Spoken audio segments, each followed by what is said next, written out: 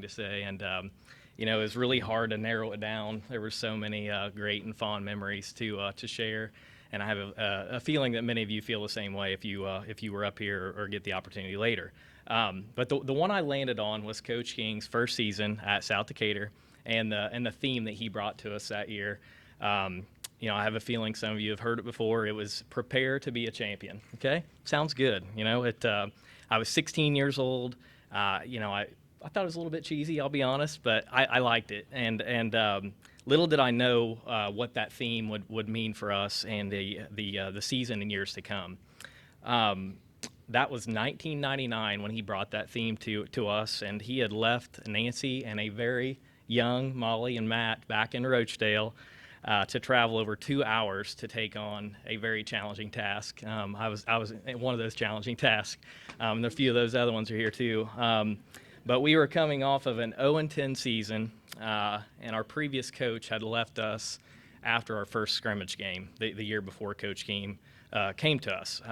We were down, we were negative, and we were very skeptical of this guy coming in with DePaul gear. We were like, who is this guy? He's not from around here. So didn't take long to get behind Coach King. I think that's a theme that we will hear tonight. He came in with a demeanor and energy that we had not yet seen in our young lives. And I get around in Indiana, as Molly mentioned, and I rarely see it today.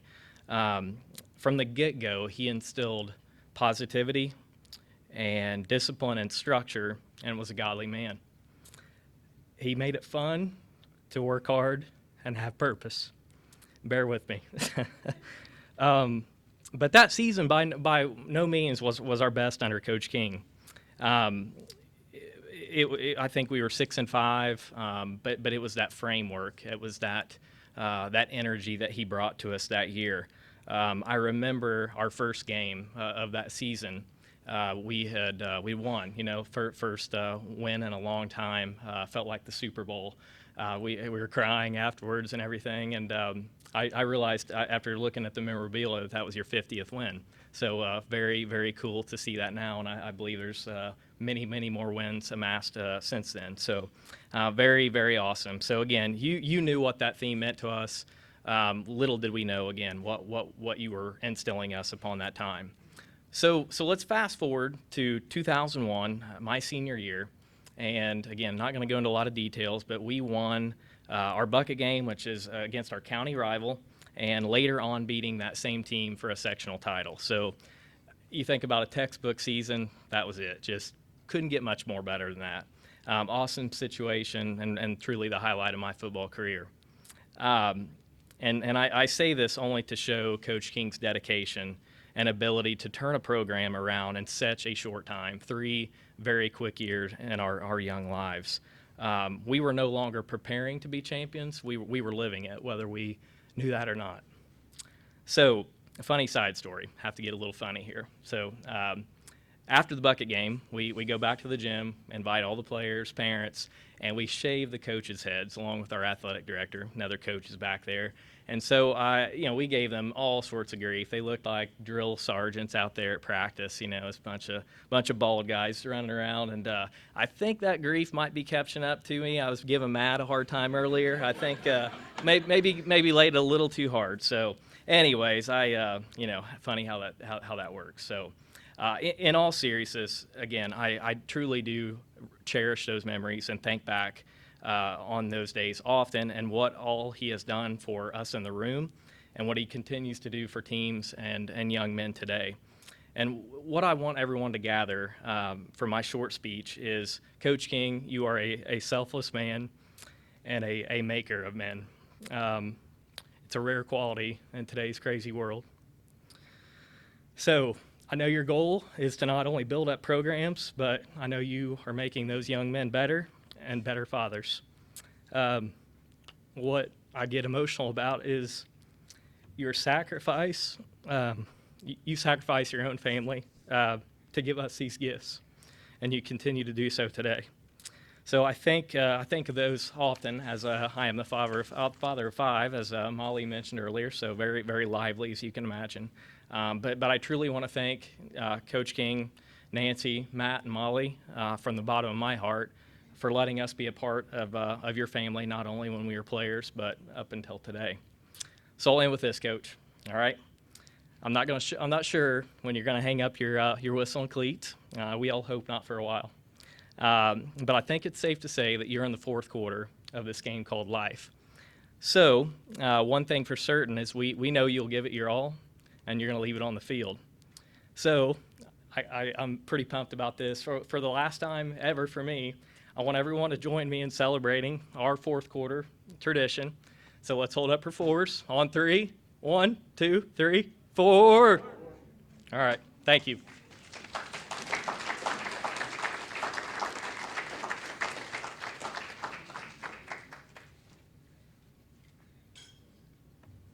Thank you, Cody.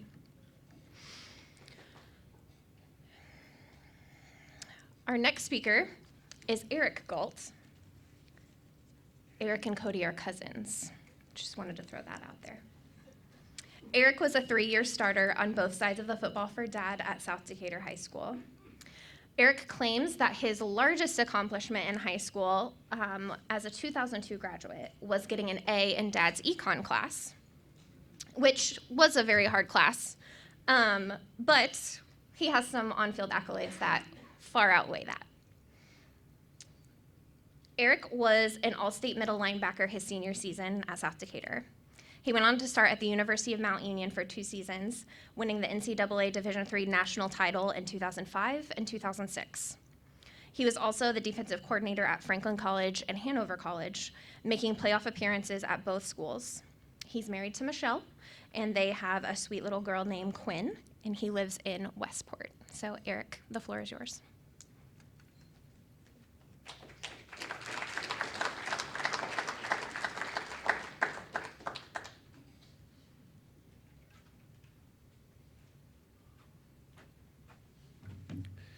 I want to start off by saying, Cody up here did such a great job, and we're cousins, so obviously we're together 24/7, and he stole a lot of my thunder on the things I was thinking about talking about. So we're the same age. We're together 24/7. So I'm redoing some thoughts here real quickly, but the biggest things I take away from, Coach King is, number one, thank you. Taking a chance on South Decatur that at the time he took the chance was, I would say it's probably his best rebuild ever. I mean, I'm pretty confident in that. We were 0-10, a very broken group of players that really didn't have much belief in winning or much belief in the school, much belief in really anything positive. And a lot of our friends that were our age, I think couldn't accept the buy-in. Early on it was a year or two of struggle, even though we won some games, and there was a lot more excitement in those 2 years than we had felt in a while. But year 3 was something really, really special. Our group of players had been there long enough, and our grade had bought in well enough that it really started to truly, truly change. And there's a couple young guys back here, and I want to bring those guys up. Coach King, in those 3 years, turned it around, and you saw how quick a community like ours kind of fell apart after he left. And that's a credit to him. It's not a great thing for South Decatur, but that just kind of shows what type of job he did there. And, it was painting the field and redesigning it to look like the University of Tennessee's field. And in our field, my freshman year, it was dirt. I mean, literally, there was no grass, there was no paint, we barely had lines. It was bad. And he did all of that with not really a whole lot of support in the building, not a whole lot of support from the administration. And that, to me, as I'm sitting here listening to Cody, he's talking about some of the things, but I think the true accomplishment is doing it at a place that was in such a bad situation with very, very little help. And the ultimate sacrifice that Cody brought up, and I was a college coach for quite a few years, and I recently resigned. And I have a almost 2-year-old daughter at home, and I resigned for family. And once I kind of sit and then thinking, he sacrificed his family for 3 years to do what he did at South Decatur. And I want to thank Molly, Matt, and Nancy for allowing him to do that. And I think that's the big picture. That's the rebuild that he did at South Decatur. That job that he did there probably should have got him in the Hall of Fame without winning anywhere else. I mean, it was it was something special of what he was able to accomplish there. And I want to thank his family. I want to thank him. And in my coaching time, learned a lot. If something's working, don't change it. I think everybody in here kind of knows that's his motto. And in our senior year, we would run power 38 times in a row, and I would kind of look at him, what are we doing? And we'd run play action, and Bowdy would throw one deep, and we would score a touchdown, and he would laugh at me. He's like, I know, you're tired of running power.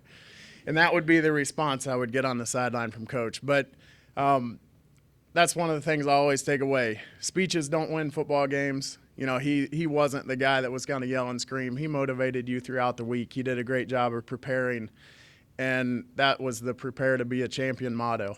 And I learned that. I learned that if something works, don't change it. I learned that you treat people right. Your players are going to play really, really hard for you. The people that are around you are going to respect you, and they're going to want people to be involved in your program. And those things helped make me successful as a college coach for the years that I was able to coach in college. And you know, now looking back on it, it's a lot of those times at South Decatur early on, especially, that I look back and think of, you know, we took over a team at Hanover when I first got there that was in the same scenario, 2-8. Nobody thought they could win. Year 3, we won a conference title. And it's kind of funny, the transition of South Decatur and what we were able to do at Hanover College when I took over as a D coordinator there. 3 years later, we won a conference title, and I haven't told him this, but it was a lot of those same things that we did at South Decatur that I kind of thought about as a D coordinator, like, okay, how can I get this defense to buy in? We were, I think, like 238th in the nation in defense out of 241 when I got the job.